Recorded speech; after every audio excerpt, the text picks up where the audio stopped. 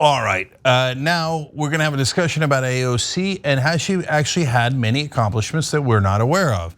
Branko Marcetic makes that case in Jacobin, which I was surprised to find in Jacobin. Surprises like that are good. It's interesting, challenges the way that you're thinking, and Branko made an interesting case, so we brought him on. Welcome, how are you? Hey, good, how you going? Good. So first, let me just say that a couple of the points that you made, I think, are clearly correct, and I'm not worried about it in terms of the unjustified criticism of AOC. So there was some protesters that interrupted her and questioned her on the Ukraine war. I think those were AstroTurf guys anyway. I think they were just trolls. There's a dispute about how she put her hands when she's getting arrested. Who cares? Nobody cares about that, right? So good defenses makes sense. Before I get into the discussion of was it enough, was it not enough, her record overall, can you give us a sense of what you think AOC has done so far in Congress that makes you think that her critics are not justified in the critique that they've been doing recently? I mean, for me, the point of having socialist or any left-wing elected officials in power is whether they are serving the movement and the people in the grassroots who are working to try and get things accomplished. And so, for that reason, I did look at her legislative record, but I also talked to various activists and groups and unions to get their sense of what exactly does a squad being in Congress mean to you? And I mean, they were pretty much across the board. Of course there are criticisms, and I think we need to criticize elected officials when they fall short. But they made it very clear that they see the squad being in Congress as a great boon to them, as people who are responsive to them, responsive to the broader left, and are very much, unlike other members of Congress, working and reaching out to activist groups that on the left and that represent working people to try and make their priorities get over the line. So I mean, it's a I think 3,000 word article. There's a lot in there. I think one thing you can point to is obviously the Green New Deal resolution. I really don't think you can get any of the ultimately paltry but necessary climate wins that we got in the IRA without Ocasio-Cortez putting forward the Green New Deal and kind of setting this marker of the climate crisis. Number one was a crisis. Number two needed robust government intervention. And that resolution, even though it never passed, it never went anywhere, that resolution has inspired many different state level and municipal level Green New Deals, some of which have passed in New York, of course, one of them. And by the way, the Public Renewables Act that passed in New York, that was kind of, you can sort of look at it as a state level Green New Deal. That, according to the groups that worked in it, the AOC was crucial to that because of the visibility that she has, because of the popularity that she has. Because everything she says tends to get magnified in media coverage, it brought a lot of attention to that fight. And not just that fight, there were state-level housing bills that were passed in New York that basically extended rent control beyond New York City. AOC apparently was crucial to that. She held town halls. She magnified that fight. I would point to also in foreign policy. I mean, I think it's fair to criticize some of the squad for not being further out in front. And some of the stuff in Ukraine. It's a very dangerous war. It's an ever escalating conflict. It's a very worrying thing to see. However, I also think we have to give them credit for the fact that in a climate of McCarthyism and recrimination and accusation, they have actually taken some good stances. I mean, they voted against the cluster munitions transfer, for instance. AOC was also one of the few, maybe the only one, of the signers of the letter calling for diplomacy back in October last year to actually stand by the letter after it was withdrawn under a hail of criticism. And there's a number of other things you can point to foreign policy, including, for instance, calling out the coup in Bolivia for what it was, a coup. She was, I think, the second one after Ilan Omar to do it. Sanders followed her shortly after. In the United States and in the US Congress, believe it or not, despite everything that happened on January 6th, despite everything we saw in Brazil, it is still controversial to say that what happened in Bolivia was a coup attempt. And AOC was out in front of that. She has also been able to sneak in amendments to the NDAA, for instance, threatening to cut off military support to Peru, and also to support some of the leftist Colombian president's efforts to end fumigation of basically drug crops. Now, we might all say, well, these are fairly symbolic measures, or they're a small ball, it doesn't really matter. But at the end of the day, the Peruvian government, shortly after they had gotten rid of their leftist president and they were cracking down on anti-government protests, after this letter was sent by AOC and the Squad, they hired, I think, a $40,000 a month lobbying company in the US to represent them, to shore up their image. So clearly they do not think that this means nothing. Number two, I think, if they hadn't done any of the stuff that I've listed, and this is just a very small sample, but if they hadn't done it, I think all of the critics of AOC and the Squad would be the loudest voices saying, oh my God, why haven't they done this thing? Why aren't they out there calling what's happening in Bolivia a coup? So I think, I could go on and on, but I think that gives you a bit of a idea of the usefulness to movements, not just in the United States, but also abroad, people's movements that the Squad actually represent. Okay, so by the way, we're going to put a link to the article in the description box below so you guys can check out the article and all the examples for yourself. But Branko did list a number of them and just now. And so look, I would say that they fall into two categories. One is significant and the other is, well, that's nice. And so you're going to see that look, we have a different perspective. So I don't know if you know, but I'm one of the co-founders of Just Democrats. So my perspective is, I know what she was supposed to do and what she did do and didn't do. And so I'm curious about your take on that, and so I want to run it by you. So the two categories I'd have is, one is, okay, Section 215, which you didn't mention there, about the Patriot Act. This is about basically wiretapping of American citizens, and the Squad fought back against that. Now, the only reason they won, in my opinion, is that's because some Republicans agreed with them and they had the Freedom Caucus on their side, so they had enough votes. But good, I'll take it, and I'm happy to have that coalition. I'm happy for the win. Etc. Green New Deal, I'll come back to, because that is very important, and AOC had a huge deal with that. But to me, writing strongly worded letters to about Peru and Bolivia and like $5 million cut from the DEA budget, super small bore, right? I'm not saying you shouldn't do it. I'm not saying that I'm not happy that we have a progressive in there doing that as opposed to a corporate Democrat that wouldn't do that. But let me get to the real issue here. When she got Green New Deal on the map, it's because she did that sit-in Nancy Pelosi's office, and that was creating good trouble. That was challenging the people in power, challenging leadership, challenging the establishment.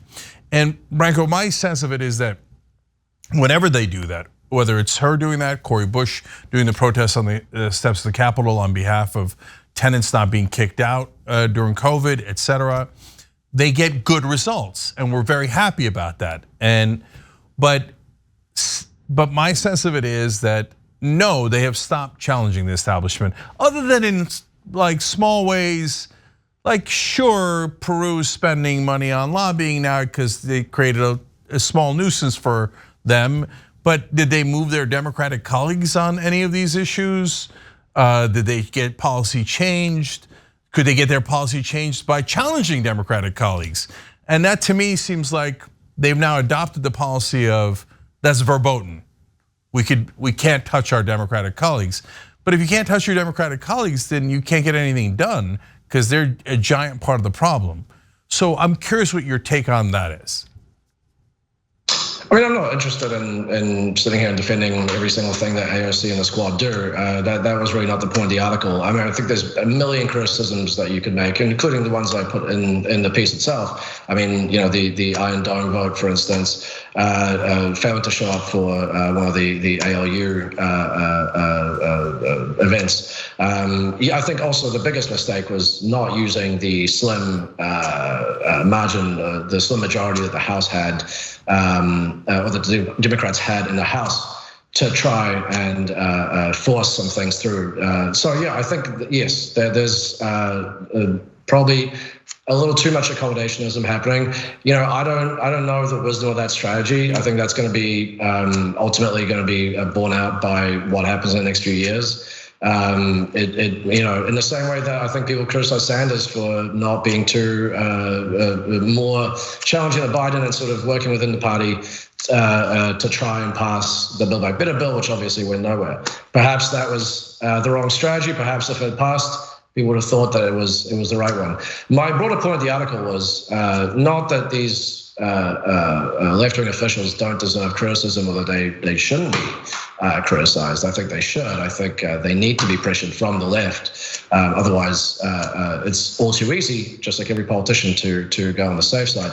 My broader point was that the electoral strategy that the left has taken, I think there is value to it. I think that the piece that I was responding to and with this article, it made the explicit point that the entire electoral project of the post-2016 era was all a bust. It was completely for nothing. And the fact that AOC and the Squad have absolutely nothing to show for their time in Congress proves that.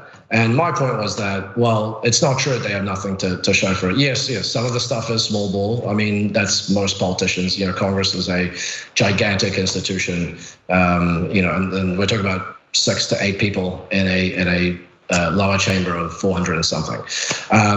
But I mean, I think there have been they've had an outsized influence on politics at the national level and the state level. So I think we should continue to criticize them in constructive ways. I think the way that you're talking about it, I think that is constructive. But I think some of the kind of left pessimistic approach, which is just to throw up our hands and say, oh, this is completely, you know, a waste. Look at that, we haven't nationalized the entire electrical grid.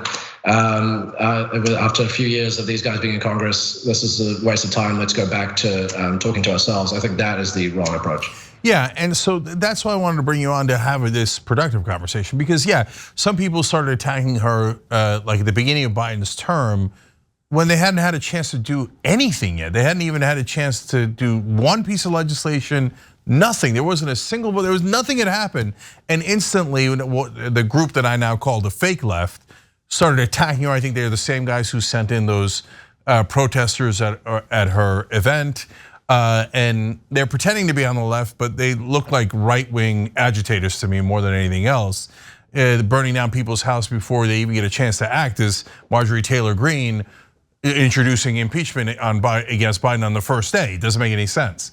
Now, having said that though, when we get back to the productive conversation, one of the things I'm trying to see if people, like, what's the zeitgeist? What are, you know, you guys are debating this in like the New Yorker, or I'm sorry, New York Magazine and Jacobin and all these different places.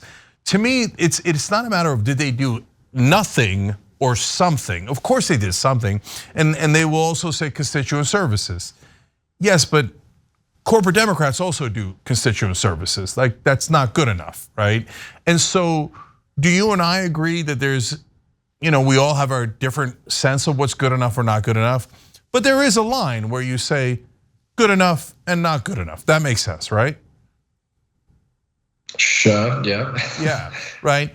And so, and my sense of it is that it's not good enough because this isn't what they were sent for. They were sent for, we need to get all of our progressive priorities passed.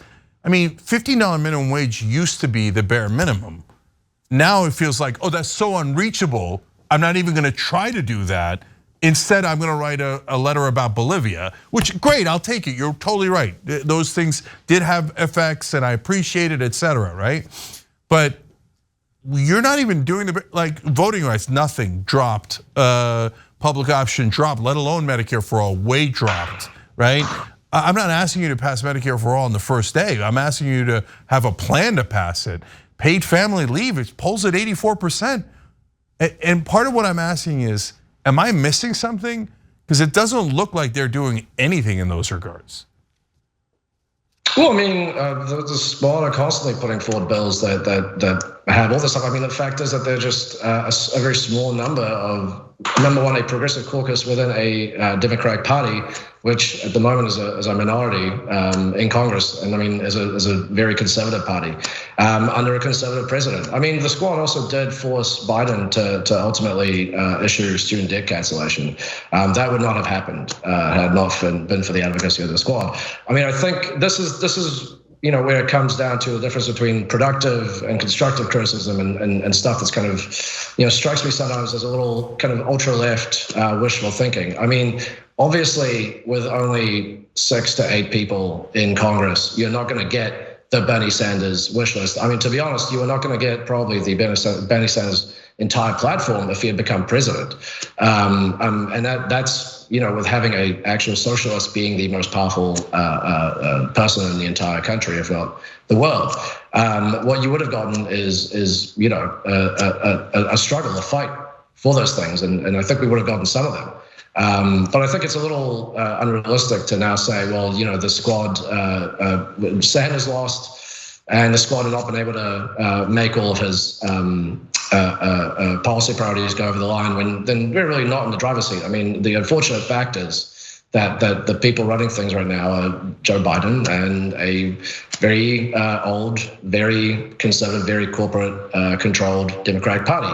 And what we're seeing is the frustrating and very incremental nature of progress under a system where socialists and progressives who actually want to get things done have to work within that kind of structure, that conservative corporate influence structure, to try and get things done. And I agree, it's a very frustrating thing. But that's ultimately how it is now. I think that the solution is not to say, well, the Squad are completely pointless. The solution is to, number one, organize at the grassroots level. Number two, I think there has to be more people to be elected, not just in the Congress, but also all over the country to try and get things done. I think throwing up our hands and saying, well, this is all just a big waste of time, I think is a very terrible way to go. Yeah, well, I certainly wouldn't do that. Again, I co-founded Just Democrats because I wanted people to get involved and I wanted them to not feel despondent. I wanted hope and optimism, et cetera. And saying they got nothing done doesn't help that cause, but it does matter what they got done. And so, by the way, great point on student debt cancellation. They pushed Biden towards that. We don't know to what degree, but at least they pushed him, and at least he tried to do a couple of things, and he did do a couple of things that were helpful. We want more, but overall, at least they're pushing him in the right direction. We're getting some results. That Green New Deal. I don't want people to give up on the project at all, okay? And Just Democrats, but to be fair, they're not just 6 or 8. There's 11 now in Congress. And then if you wanted to have a real block of progressives, you pull in Jamie Raskin, Katie Porter, Barbara Lee, et cetera. And what I'm saying is, I'm a little worried that they're not putting together blocks of votes and they're not using them. So it's not to say they are doing nothing, it's to say that maybe they're working within that structure that you mentioned too much. So for example, I mean, obviously the best example, and that's why I wanted to ask you about this, during Build Back Better, they had a critical moment where Manchin's demanding this, and this, and he gets everything that he wants. And our guys demanded nothing, and we got nothing. And so with those votes, they definitely could have blocked it, not blocked it as in kill it. Remember, Manchin and Sinema blocked it, but they didn't kill it. They just went back to the negotiating table and got more. So did they blink? And should they not have blinked? Should they have used the power to not just work within the system, but to challenge the system? Well, this is exactly what I was saying. I mean, I think this is one of the big failures and one of the big, actual really legitimate criticisms of where they've fallen short. I think that, I mean, look, Ilhan Omar herself said in advance of Biden coming in that the Democratic majority was so slim that all it would take was a few brave Congress people to sort of gun up the works and hold things up. And similar to how obviously Tea Party Republicans did and how Republicans now continue to do. And ultimately that didn't happen. And I think I don't think if they had done that, would they have single-handedly been able to get the Build Back Better bill passed? Would they have single-handedly been able to get a bunch of things that we in the left want to get passed? Probably not. But I think we would have. They could have certainly held out and gotten something better than what we ended up with. So I think that's a legitimate criticism. Now, why they're doing that, I don't know. I suspect it's because the squad has been under pretty consistent attack, from the Democratic Party, but also from forces outside of it, AIPAC, for instance. And I suspect that this is a strategy to neutralize that by trying to sort of work more within the party and be more friendly to the party to avoid being, primary out of existence. Because actually they have faced, pretty fierce challenge pretty much every time we've gone after re-election. I think Illinois nearly lost a primary. She won very narrowly. So this is I'm not justifying it, but I'm saying this is, I think, what the mindset is. Whether that's the right one or not, I don't know. Again, it's one of these things that in a few years we'll look back on and we'll probably say, yeah, that was the way to go, or we'll say, yeah, that was kind of a complete waste of time and we got nothing out of it. Well, on that one, at least I'm clear. I don't know that everybody else is clear, but I'm positive it was the wrong strategy. Yeah, go ahead. Yeah, I mean, we're talking about the failure to. Are we talking about the accommodating itself to the party now, or are we talking about the failure to use the majority to try and kind of force through something? Yeah. So I think the second one definitely was a failure, and that was the wrong way to go. The other one, I mean, I don't know. We'll see. Yeah. So at a bare minimum, could they have gotten one, maybe two, probably two more policies into Build Back Better if they drew the line? Yeah, almost certainly they could have. And so if you, at that critical moment, if you go, I'm not voting for it if it doesn't have paid family leave. Paid family leave polls at 84%, 74% of Republicans want it. Everybody in mainstream media is calling Joe Manchin moderate. It's not moderate to be against something that 84% of Americans want. If they draw the line on that, and they fight really hard and they go all over media, it would have been shocking if they lost. And they just, and Branko, I'll leave it at this. Whether it's you or anyone else, I would love for a reporter to ask them, do you think you made a mistake? Do you think that you could have gotten one or two policies in? I'm not saying the moon in the sky. I'm not saying the entirety of the Green New Deal and Medicare for all. But could you have gotten a couple more policies? Was it a mistake to just trust Biden, trust Democratic leadership when they didn't put any of those in? And then they went out of their way for year after year to give the Mountain Valley Pipeline to Joe Manchin, no matter how much he screwed them. And it seems to me that's the one where I say that's pretty much an indisputable mistake. Well, no, I'm in complete agreement with that. So I think, I think that's correct, and I said that in the piece. I think in terms of the accommodation strategy to the Democratic Party, what I will say is, what matters more to me? Does it matter more that the squad are not, being outwardly confrontational to the Democrats and that they're, saying, symbolically nice things about them that really don't mean anything, but that kind of, make me kind of a bit queasy, given how terrible the Democratic Party is? Is that more important, or is it more important that they are responsive to groups on the left, that they're responsive to people's movements abroad and in the United States, that they're playing a role in actually helping legislation passing at the state level? I mean, the Public Renewables Act, that's a major part of the green transition and one of the most energy using states in the country. That AOC played a huge role in that. I think, to me, it's more important that they're responsive to these growing grassroots movements and to unions and workers' movements that are finding their voice after so many decades. If the cost of that is that they have to bide their time and be a little nicer to the Hakeem Jeffrieses and the Nancy Pelosi's of the world for some time, I'm honestly less bothered about that than I am by the first bill. Yeah, I'm super bothered by it, and it's not because of emotions and hey, why don't we get emotional release? I don't care about that at all, right? What I do care about is if you're nice to Hakeem Jeffries, you're never going to solve the number one problem, which leads to all the other problems, which is money in politics. So if you don't talk about the systemic corruption of both the Republican and the Democratic Party, people are never going to know why Hakeem Jeffries never brings up Medicare for all, why Nancy Pelosi never allowed a vote on Medicare for all. They're never going to find out that Joe Biden pretended to negotiate drug prices, but only did it for 10 drugs in the year 2026. And that it actually was a cover for making sure that we couldn't negotiate drug prices for 99% of drugs.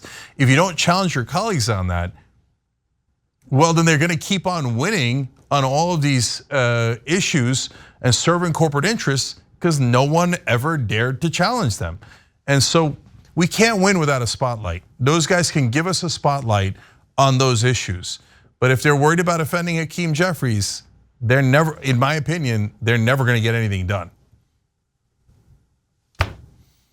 So yeah, I mean, I don't know. I don't know if that's true. Like I said, I mean, the fact that we have had, I mean, you know, state level Green New Deals happening all over the country, as partly as a response to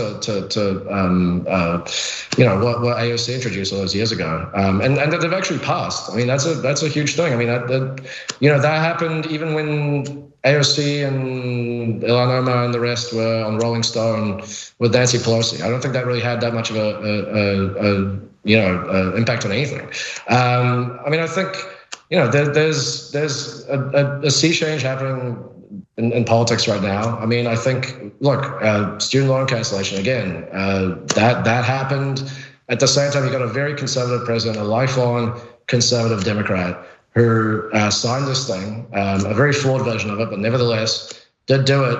At the same time as the squad is kind of being outwardly more friendly to the Democratic Party, and yet it still managed to you know, work its way into Biden's agenda. So I don't know if really these few symbolic you know, niceties from the squad, as distasteful as they might be, really are the most overriding factor. But you know, we'll see. Maybe I may be proven wrong in some years' time. Who knows? At the moment, what I take heart in is the fact that when I talk to people who you know, are on the ground and actually fighting on the ground to try and get these things done, whether at the national level or at the state level, they say yes, it's useful to have these people, and they, you know, I think they're aware of the criticisms of the squad and AOC and where they've fallen short.